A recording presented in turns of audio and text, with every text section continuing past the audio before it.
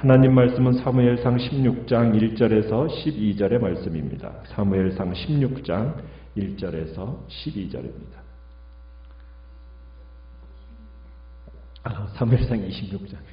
네. 사무엘상 26장 1절에서 12절입니다. 사무엘상 26장 1절입니다.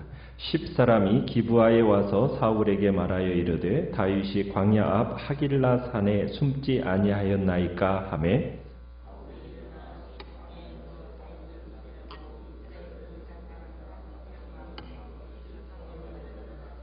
사울이 광야 앞 하길라 산 길가에 진친이라. 다윗이 광야에 있더니 사울이 자기를 따라 광야로 들어옴을 알고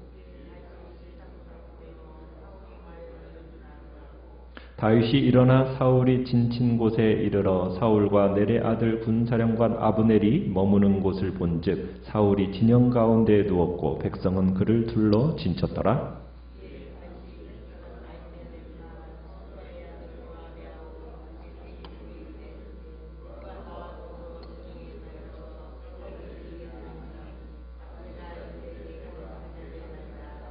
다윗과 아비새가 밤에 그 백성에게 나아가 본즉 사울이 진영 가운데 누워 자고 창은 머리 곁 땅에 꽂혀 있고 아브넬과 백성들은 그를 둘러 누웠는지라.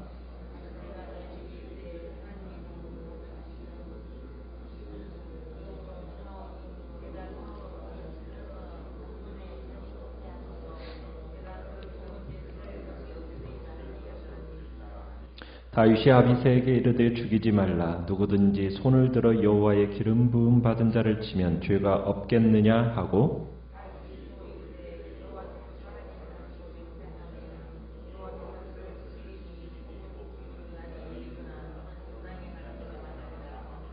내가 손을 들어 여호와의 기름 부음 받은 자를 치는 것을 여호와께서 금하시나니 너는 그의 머리 곁에 있는 창과 물병만 가지고 가자 하고 사울의 머리 곁에서 창과 물병을 가지고 떠나가되 아무도 보거나 눈치채지 못하고 깨어있는 사람도 없었으니 이는 여호와께서 그들을 깊이 잠들게 하셨으므로 그들이 다 잠들어 있었기 때문이었더라. 아멘.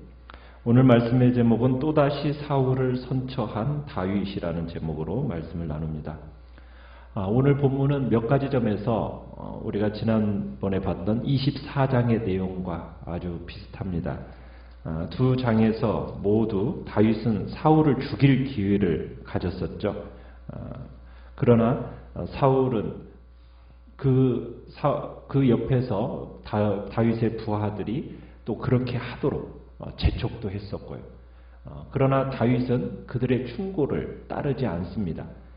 그러나 이 두 사건은 미묘한 차이가 있어요. 24장에서는 사울이 낮에 부지 중에 다윗이 은신해 있던 바위굴로 들어와서 피신하다가 두 사람이 만나는 상황이었고 다윗은 사울의 겉옷자락만 베어갔죠. 그런데 오늘 26장에서는 다윗이 밤에 야영 중인 사울 진영에 잠입해 들어가서 사울의 창과 물병을 취하는 장면입니다. 이번에도 23장에서 10사람들이 기브아에 있던 사울에게 다윗과 그의 공동체가 광야 앞 하길라산에 은신하고 있다는 것을 오늘 1절에서도 10사람들이 또 알려주는 것을 보게 되죠. 이 사울이 이 신고를 받자마자 지난번처럼 또 사람 군대를 일으켜서 나갑니다. 몇 명을 또 동원했습니까? 3,000명의 군사를 동원해서 10광야로 이제 군대를 몰고 내려가게 되죠. 자, 그리고서는 사울이 광야 앞 하길라산 길가에 진치는 광경을 다윗이 멀리서 보게 됩니다. 사울이 자기를 따라서 광야까지 들어왔다는 사실을 알게 되고 또 다윗이 정탐꾼을 보내어서 이 사실을 확인도 합니다. 그것이 과연 사실이라는 것을 이제 알게 되죠. 이제 사울은 저녁이 되어서 모든 군사들과 이제 잠을 청하게 됩니다. 다윗은 밤에 이 사울의 야영지에 잠입해서 이제 사울과 넬의 아들 아브넬이 머무는 곳을 알아냅니다. 자, 영탐꾼이 가서 본 내용을 그림으로 이렇게 보려보면 제일 가운데 누가 있습니까?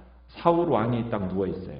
그리고 그 머리맡에 창과 물통이 있고요. 그리고 바로 곁에 옆에서 또 지키고 자는 자가 있습니다. 군대 장관인 아브넬이 같이 누워 있습니다. 그리고 군사들이 3,000명의 군사들이 원을 그리면서 사울을 에워싸고 있어요. 그러니까 잠을 자고 있다 하더라도 수많은 방위벽과 같은 군사들을 이 군대를 거느리지 않고 과연 사울에게 가까이 갈 수 있는 상황입니까? 그러기는 쉽지 않은 상황이라는 것을 우리가 잘 알겠죠. 자, 그런데 사울과 군사들이 잠을 청하고 있는 사이에 다윗이 제안을 합니다. 누구에게 제안을 하냐면 6장에 보면 햇사람 아히멜렉과 수르야의 아들 요압의 아우 아비새에게 제안을 해요. 어떤 제안을 합니까? 누가 나와 더불어 저 사울의 진영에 있는 사울에게 갈 사람이 있겠는가 하고 제안을 던집니다. 그랬더니 누가 승낙을 했습니까? 아비새가 자신이 다윗을 모시고 동행하겠노라고 자원합니다. 지금 겹겹이 둘러싸여 있는 적진에 다윗과 아비새 단 두 사람만이 간다는 거예요. 여러분, 이것은 목숨을 내놓고 가는 거죠. 그런데 아비새가 기꺼이 자청을 합니다. 다윗과 함께 하는 일이라면 죽는 자리라도 그런 기꺼이 가겠다라는 그런 심정으로 아비새가 지금 다윗과 함께 단둘이서 적진을 향해서 가는 겁니다. 자, 그런데 놀라운 건 뭐냐면 그 많은 군사들이 있고 그 군사들을 통과해야 들어갈 수 있는데 아무도 눈치를 채지 못했다라는 거예요. 깨거나 알아본 군사가 한 사람도 없었다는 겁니다. 그래서 이 다윗과 아비새가 사울왕의 머리맡까지 가게 돼요. 갔더니 사울왕이 곤히 잠들어 있습니다. 지금 이제 사울왕 그 잠자는 것을 머리 위에서 이제 다윗과 아비새가 보고 있는 겁니다. 다른 병사들은 말할 것도 없고 그 옆에서 경호해야 될 군대 장관인 아브넬까지도 잠에 깊이 빠져 있는 거예요. 그 옆에 지금 사울의 창이 땅에 박혀져 있어요. 머리맡에. 그 창은 사울의 통치권의 상징이면서 어떻게 보면 자기를 살해하려던 무기이죠. 그것이 지금 사울의 머리맡 땅에 꽂혀 있는 겁니다. 여러분, 이보다 더 좋은 기회가 있겠습니까?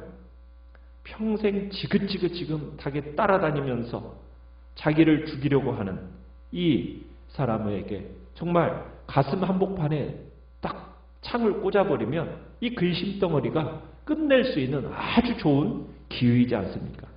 이때 함께했던 아비새가 다윗에게 말을 합니다. 뭐라고 말을 합니까? 하나님께서 오늘날 당신의 원수를 당신의 솥에 붙이셨습니다.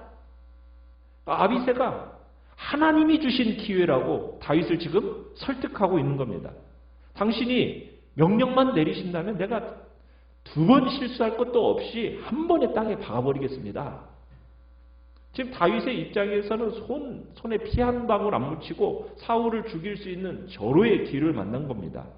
잠자는 사람을 창으로 찔러 죽인다는 거 너무나 쉬운 일이잖아요. 우리가 24장 엔게디 동굴에서는 등을 돌리고 있던 왕을 찔러 죽이는 것, 그것도 식은 죽 먹기였겠지만 이번에도 어떻게 보면은 잠자고 있는 사람을 창으로 찔러 죽이는 것도 굉장히 쉬운 일이거든요. 그때도 왕의 옷자락을 잘라내는 것으로 경고를 그쳤던 다윗이었는데 그때도 주변의 사람들이 그랬거든요. 오늘 이 사울을 하나님께서 당신의 손에 붙이셨습니다. 그렇게 말했던 것처럼 오늘도 마찬가지로 아비새가 또 누구를 들먹이면서 하나님께서 마치 하나님께서 그렇게 말씀하시는 분위기로 지금 몰아가고 있는 거죠. 그렇지만 하나님이 그렇게 말하신 적이 있어요, 없어요? 말하신 적은 없어요. 지난번 엔게디 굴에서도 지금 10광야에서도 지금 다윗에게 하나님께서 지금 비슷한 이야기를 하시는 것처럼 이야기를 하지만 그것은 실상은 자기들의 내심 안에 있는 희망사항인 거죠. 그것으로 지금 다윗을 압박하고 있는 겁니다. 하나님이 그러시는데 지금 절호의 기회를 주시고 죽이랍니다. 하나님이 그러시는데 기회를 주셨다고요. 자, 여러분 이렇게 말하면은 지도자의 입장으로서 헷갈리는 거예요. 다윗도 아마 헷갈렸을 거예요. 자, 그런데 사울을 내려다보는 두 사람에게 아주 중요한 시간이 흘러가고 있는데 아비새가 속삭이는 이 말을 다윗이 어떻게 합니까? 단호하게 거절합니다. 뭐라고요? 죽이지 말라는 거예요. 누구든지 손을 들어 여호와의 기름 부은 자를 치면은 죄가 없겠느냐? 나는 분명히 확신하는데 여호와께서 사시거니와 여호와께서 그를 치시리니 혹 죽을 날이 이르거나 혹 전쟁에 들어가서 망할 것이다. 다윗은 그러니까 여호와의 주권에 사울과의 모든 문제를 맡겨버리는 겁니다. 자신은 손을 대지 않겠다는 거예요. 누가 그를 다뤄주실 거라고요? 여호와 하나님께서 다뤄주실 것을 확신하는 말입니다. 자신의 목숨을 노리고 있는 이 원수 사울을 얼마든지 죽일 수 있는 절호의 기회였지만 다윗은 그 기회를 누구에게? 살아계신 하나님께 맡기고 있는 겁니다. 그리고는 다윗은 아비새에게 사울 곁에 있는 물병과 창만 들고 나아가자고 얘기하는 거죠. 참 아비새 같은 경우는 생명 걸고 동행했는데 기껏 여기 와가지고 물병하고 창만 들고 간다는 게 이게 뭔가 불평할 수도 있을 것입니다. 참 지도자의 입장에서는 가장 어려운 일 중에 하나가 뭐냐? 주변 사람들을 어떻게 리더해 가느냐? 이게 참 문제죠. 어려운 문제입니다. 다윗은 하나님이 원하시지 않는 일이라면 아무리 측근들이 뭐라고 권면한다 하더라도 분명하게 거절하는 거죠. 그 옆에서 하나님의 말씀인 것처럼 막 협박하고 협박하듯이 권고하더라도 하나님의 말씀이 아니라면, 하나님의 뜻이 아니라면 그렇게 말할 수 있는 용기를 가진 자가 바로 다윗이었던 겁니다. 왜? 다윗은 하나님을 향한 분명한 확신이 있었기 때문이에요. 왜? 어떤 분명한 확신이 있었습니까? 하나님께서 기름 부으신 자는 어떤 경우에도 죽이지 말고 해치지 마라.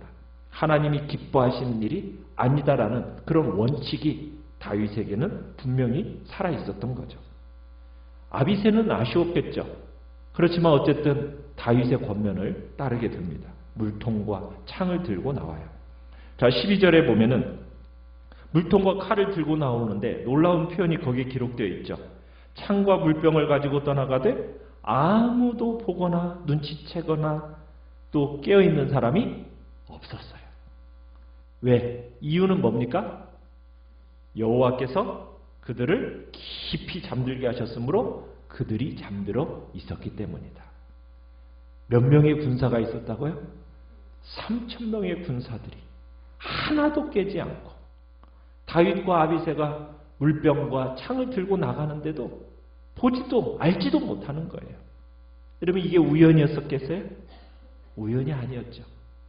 분명하게 사무엘서 기자는 지금 분명한 메시지를 전하기 위해서 토를 달고 있는 거예요. 누가 하신 거다.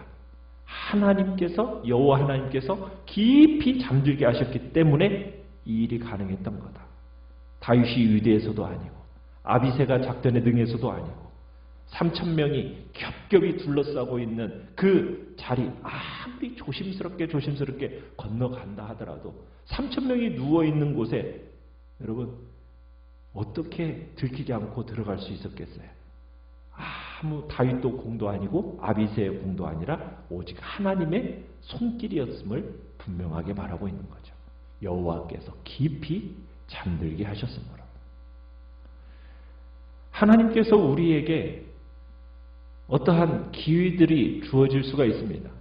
세상에 아무리 좋은 기회가 제공된다 할지라도 우리는 분별해내야 됩니다. 이게 하나님의 뜻인지 아닌지 이걸 구별해내야 돼요.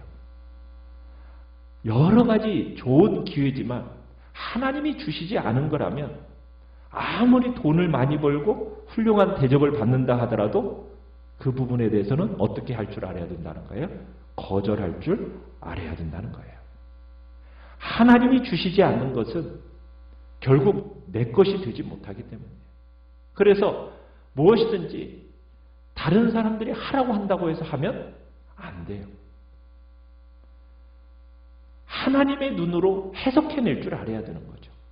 그래서 거절할 것은 거절할 수 있어야 됩니다. 지금 다윗은 자신의 미래를 위해서 아주 작은 일에서부터 하나님의 뜻에 복종하기를 원했던 거예요. 이전에도 사울의 옷자락만 베어내더니 이번에는 사울의 물병과 창만 훔쳐서 진을 빠져 나오는 거예요. 증거물로 가지고 나오는 거죠. 다윗은 사울을 죽일 의사가 전혀 없다라는 것을 다시 한번 그 표시로서 가지고 온 겁니다. 우리가 25장에서 다윗이 크게 실수할 뻔했잖아요. 나발에게 모욕을 당하고 나서 자존심이 상하니까 분노해가지고 직접 자기 손으로 복수하려고 했었어요.